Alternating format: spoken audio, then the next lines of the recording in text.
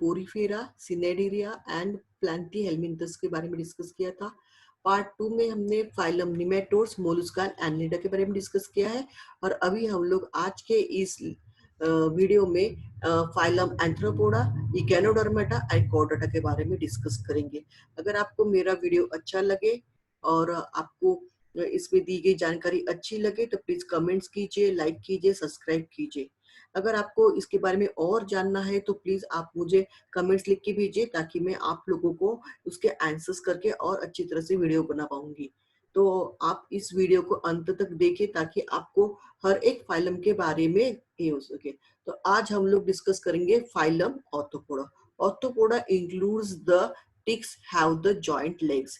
तो यहाँ पे थोड़ा सा एनिलिडा और मोलस्का के बाद में आने वाला ये जो फाइलम है, इसमें जो लेग्स है उसका डेवलपमेंट थोड़ा ज्यादा हो जाता है और जॉइंट लेग्स जो है आपको इसमें दिखाई देते हैं। तो इस फोटो में आपको मैंने एक फिगर दिखाई जो टिक्स की है।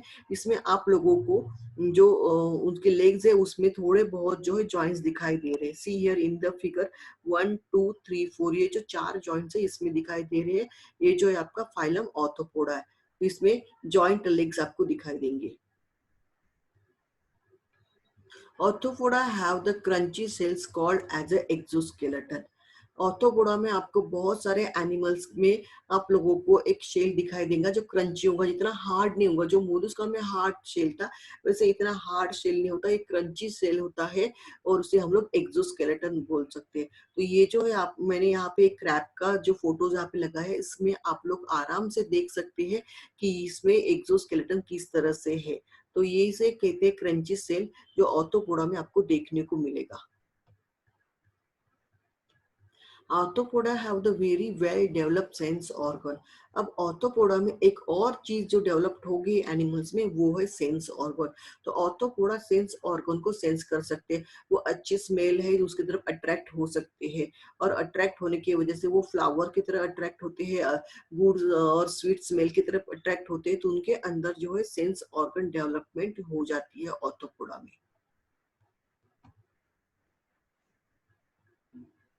देन उसके बाद में आता है फाइलम इकेनोडर्मेटा।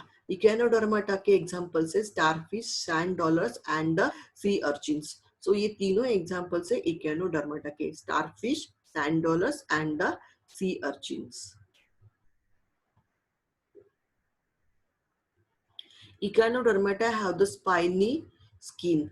तो इकेनोडर्मेटा के ऊपर जो है, जो इकेनोडर्मेटा फाइलम में एनिमल्स आते हैं, उन एनिमल्स के ऊपर जो है वो छोटे छोटे स्पाइन्स होते हैं। तो वो स्पाइन्स जो है वो थोड़े थिक होते हैं, और वो स्पाइनी स्किन्स की वजह से जो है हम लोगों को जो पहचानते हैं इकेनोडर्मेटा को, क्योंकि उनके बॉडी के ऊपर पूरी तरह से क्या होते हैं, स्पाइनी थिंग्स होते हैं, थोड़ा प्रिकली भी होते हैं जो हमें चुभ सकते हैं। The adult Echinodermata have the radial symmetry. जैसे इकेनोडर्माटा मैच्योर होने लगते हैं, एडल्ट फेज में जाने लगते हैं, तो उनकी जो सिमेट्री वो रेडियल हो जाती है। रेडियल सिमेट्री के अंदर हम लोग उसको इक्वली डिवाइड करके स्टडी कर सकते हैं। तो एडल्ट जैसे ही इकेनोडर्माटा होते हैं उनकी सिमेट्री रेडियल में आ जाती है।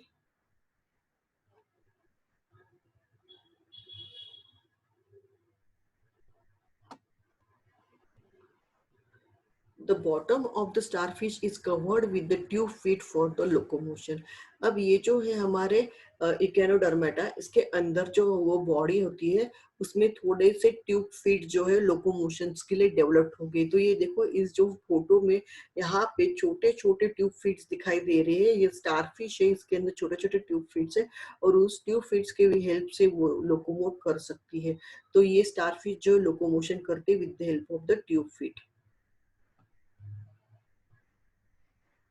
उसके बाद में आता है phylum कोआर्डेटा।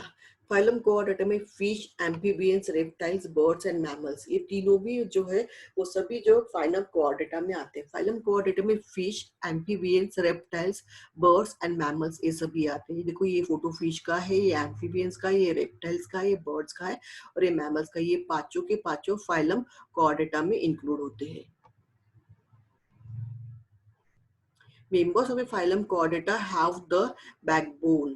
They are the vertebrates. हम लोग कोऑर्डिनेटर को कैसे पहचानेंगे? तो कोऑर्डिनेटर को पहचानने के लिए हमें सबसे पहले एक ही चीज चाहिए, वो होती है कि इनमें बैकबोन होते हैं, that is vertical column developed हो गया है। तो इनमें जो है वो हम लोगों को एक वर्टेब्रास देखने को मिलेगा, एक वर्टिकल कॉलम देखने को मिलेगा, एक बैकबोन देखने को मिलेगा। ये सभी जो है ना ये आपको फोटो के अंदर दिखाई दे रहे हैं, जैसे एक्सरे मशीन के अंदर दिखाई देते हैं, वैसे ही मैंने यहाँ पे एक फोटो दिया है आप लोगों के लिए। तो इस फोटो के अंदर आप देख सकते हो कि जिस तरह से इनमें एक बैकबोन दिखाई दे रहा है, एक वर्टेब्रल कॉलम और वर्टेब्रा दिखाई दे रही है। जो लोग फिश खाते हैं उनको पता होता है कि फिश के अंदर किस तरह से एक बीच में से वर्टेब्रा आता है, बाजू में छोटे छोटे जो है वो स्पाइन्स होते हैं। तो इस तरह से जो है वो डेवलपमेंट हो जाती है कॉर्डेटा में। Then phylum Chorda can be divided into the 7 classes. Chordato को 7 different classes में divide किया गया है. First is Agantha, second one is Chondrichins, then third one is Ostenochins, then the amphibians, reptiles, aves and the mammals. These are the 7 classes. इसके अंदर Chordato को divide किया गया है. The first one is the class Aganetha. Aganetha include the jewelfish such as the lampreys. They are parasite on the other fish. ये जो एक तरह की फिश होती है, इसके अंदर जो है वो पूरी तरह से कोऑर्डेटा जो है वो डेवलप्ड हो गया है, एक बैकबोन जो उसके अंदर डेवलप्ड हो गया है, लेकिन ये बहुत छोटी होती है, पैरासिटिक नेचर में होती है, छोटे छोटे दूसरे फिश को खा के वो अपना सर्वाइविंग करती है। और एग्जाम्पल है लैम्प्रे।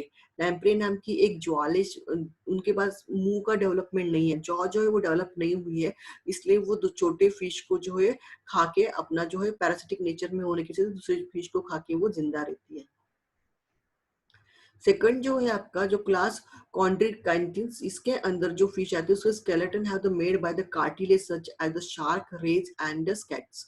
सो यहाँ पे जो है हमारा इसमें उसके जो हमारी फिश है उसके ऊपर एक स्केलेटन डेवलप्ड हो गया है, और वो कार्टिलेज है, जो कार्टिलेज उनके बॉडी के ऊपर डेवलप्ड हो जाती है, और उसका एग्जाम्पल है शार्क फिश। उसके बाद में क्लास ऑस्टिचैंथिस, इसके अंदर जो फिश आती है उसको, वो जो फिशेस थे उसके skeletons are made up of the bones. इसके बॉडी के अंदर जितना भी स्केलेटन बनता है वो पूरे बोन से बना हुआ होता है। तो इस फिश के अंदर हम लोग बोन्स का एक स्केलेटन देख सकते हैं। Then class amphibians include the semi-aquatic animals with the moist skin. They must return to the water to breed. So यहाँ पे जो हमारा नेक्स्ट क्लास आता है कॉर्डेटा में वो है एम्फीबियंस। एम्फीबियंस मीन जो एनिमल्स सेमी एक्वेटिक होते हैं, पानी में भी रह सकते हैं, लैंड के भी रह सकते हैं, तो इसे एम्फीबियंस कहा जाता है। तो ये हम मोस्टली जो है वो उनकी स्किन मॉइस्ट होती है और वो लैंड पे सर्वाइव कर सकते हैं, वो टेरेस्ट्रियल भी सर्वाइव कर सकते हैं, तो टेरेस्ट्रियल में आते हैं। लेकिन जब उनको रिप्रोड्यूस करना होता है, ब्रीडिंग करना होता है, तो रिप्रोडक्शन के टाइम पे, ब्रीडिंग के टाइम पे वो पानी में चले जाते हैं, वाटर के अंदर फिर से चले जाते हैं, वहां पे वो लोग जो है वो एग्स ले करते हैं और न्यू जो स्पीसीज है वहां पे डेवलप्ड हो जाती है। तो यहाँ पे एम्फीबियंस जो है वो भी हमारे कॉर्डेटा में ही आते हैं। तो कॉर्डेटा में ये जो है सेमी एक्वेटिक एनिमल है, उनकी स्किन जो मॉइस्ट होती है वो थोड़े टाइम के लिए टेरेस्ट्रियल भी होते हैं और उसके बाद में वाटर में भी रहते हैं, तो वो दोनों ही जगह पे सर्वाइव कर सकते हैं एम्फीबियंस। एग्जाम्पल फ्रॉग है। देन उसके बाद में नेक्स्ट एग्जांपल है reptiles. Class Reptilia include the snakes, lizard, turtle, crocodiles and leguans. They are the dry scaly skin. तो उसके बाद में जो हमारा नेक्स्ट आता है रेप्टिला, उसके अंदर जो भी आते हैं स्नेक्स, लिजर्ड्स एंड टर्टल, इनकी जो बॉडी होती है वो पूरी तरह से ड्राई होती है, स्केली होती है। तो आपने कभी स्नेक को देखा होगा तो उनकी जो बॉडी होती है पूरी तरह से ड्राई होती है और स्केली होती है, और कुछ दिनों के बाद में, कुछ सालों के बाद में वो अपना स्किन भी निकाल के बाहर फेंक देता है और उसको नया स्किन अंदर से आता है। तो टर्टल, क्रोकोडाइल्स, लिजर्ड, स्नेक्स, ये जो है उनकी जो स्किन है वो पूरी तरह से ड्राई होती है और स्केली होती है। और ये भी एग्जाम्पल है हमारे फाइलम कॉर्डेटा का, उसका क्लास है रेप्टाइला। रेप्टिला में आते हैं स्नेक्स, लिजर्ड, टर्टल, क्रोकोडाइल्स, और हमारा फाइलम है यहाँ पे कॉर्डेटा। ये हमेशा याद रखना, कॉर्ड के अंदर हम लोग ये सब क्लास जो है वो देख रहे हैं। उसके बाद में members of the Chordata is a class Aves. तो ये भी एक होते हैं हमारे कॉर्डेटा के अंदर, जिसके अंदर पूरी तरह से वर्टिबल कॉलम जो होता है, लेकिन इनमें एक स्पेशल फीचर होता है, वो होता है विंग्स डेवलपमेंट। तो उनके अंदर एव्स में विंग्स डेवलप हो जाती है और वो फीडर्स और विंग्स के वजह से वो लोग मतलब फ्लाई कर सकते हैं। तो ये जो है हमारा सेम कोआडाटा के अंदर आने वाला एक क्लास है। So all the mammalians include the animals with the hair, fur. Then the females have the mammary glands or the nurses they the anger the milk. तो यहाँ पे जो हमारा कॉर डेटा इसके अंदर जो है पूरी तरह से मैमल का लास्ट वाला क्लास आता है, जिसके अंदर जो एनिमल्स है उनके बॉडी के ऊपर हेयर होते हैं या फिर फर होते हैं। उसके बाद में जो फीमेल होते हैं उनके पास मेमोरी ग्लैंड होते हैं। जब वो छोटे बच्चे उनके होते हैं तो उनको वो मिल्क देती है और उनकी वजह से उनका नरिशमेंट होता है। तो इस तरह से सबसे लास्ट वाला कोआडाटा का क्लास जो होता है वो मैमिलिया होता है। मैमिलिया के अंदर जितने भी एनिमल्स आते हैं उनके बॉडी के ऊपर हेयर और फर होते हैं, और जो फीमेल्स होते हैं उनके पास मेमोरी ग्लैंड होते हैं। तो यहाँ पे जो हमारा क्लास मेमेलिया है उसके अंदर आने वाले हर एग्जाम्पल्स का फोटो में दिया हुआ है। कैंगारू है, रैट है, बैट है, रैबिट है, इवन मंकी है, एलिफेंट है, टाइगर है, डियर है। तो all these are the example of the class Mammalia. So ये सभी जो है क्लास हमने फाइलम कोआडाटा के अंदर डिस्क्राइब किए हैं। So thank you for watching. अगर आपको मेरा ये वीडियो अच्छा लगा तो इसे सब्सक्राइब कीजिए, शेयर कीजिए और लाइक कीजिए। और अगर आपको कुछ और जानकारी चाहिए तो प्लीज मुझे कमेंट्स लिख के भेजिए। Thank you for watching.